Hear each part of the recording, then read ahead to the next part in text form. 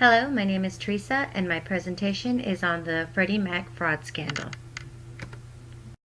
In 1970, Congress created Freddie Mac with a few important goals in mind: to make sure that financial institutions have mortgage money to lend, make it easier for consumers to afford a decent house or apartment, and stabilize residential markets in financial crisis. Freddie Mac is a government-sponsored enterprise. They enjoy special perks and privileges that other businesses do not. They are exempt from state and local taxes. They are not subject to standard disclosure rules imposed on other financial institutions, and they receive $2.25 billion in credit from the U.S. Treasury, giving them an implicit federal backup in case of an emergency. This protection allows them to make riskier financial decisions than their private sector competitors.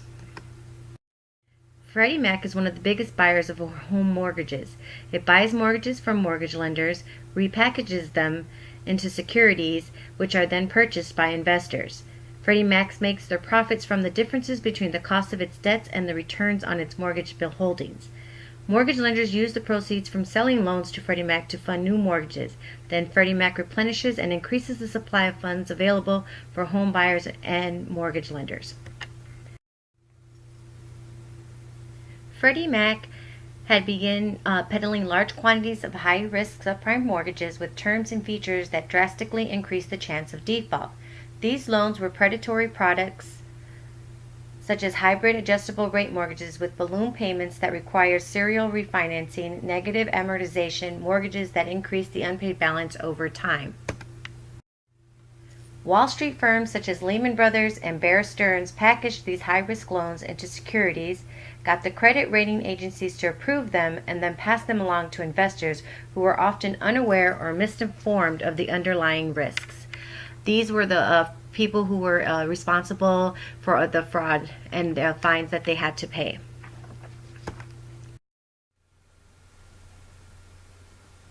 In 2006 and 2007, Freddie increased their leverage and began investing in certain subprime securities that credit agencies incorrectly deemed low risk. Freddie also lowered the underwriting standards in their securitization business, purchasing and securitizing so-called Alt-A loans. All A loans typically went to borrowers with good credit and relatively high income. They required little or no income documentation, and this was the open door to fraud. On August 22, 2008, Moody's gave Freddie Mac an A1 rating, which is defined as an upper medium grade and low credit risk. But Warren Buffett, an American business magnate, investor, and philanthropist, had publicly announced that Freddie had tried to attract him and other companies with low subprime securities.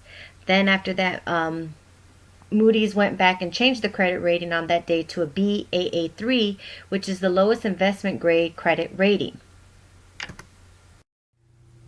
1 year after Freddie Mac got charged with fraud, so did Fannie Mae. And so then the bailout was between Freddie and Fannie. They both lost a combined $47 billion in single-family mortgage businesses, which forced the companies to dig deep into their capital reserves. And between January 2008 and March 12th, both companies lost a combined $265 billion. That's more than 60% of what was attributable to risky products purchased in 2006 and 2007.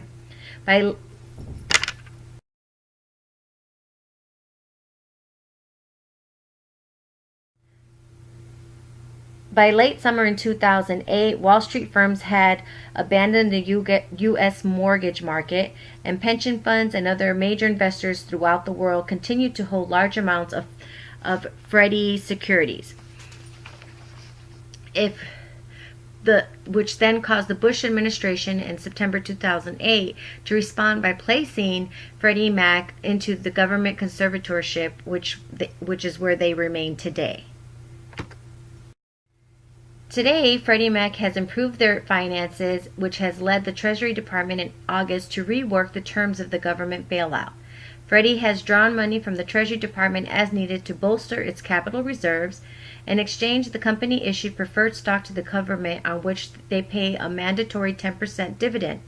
Under the new rules, Treasury will simply claim all Freddie's profits at the end of each quarter and provide capital when necessary in the event of quarterly loss.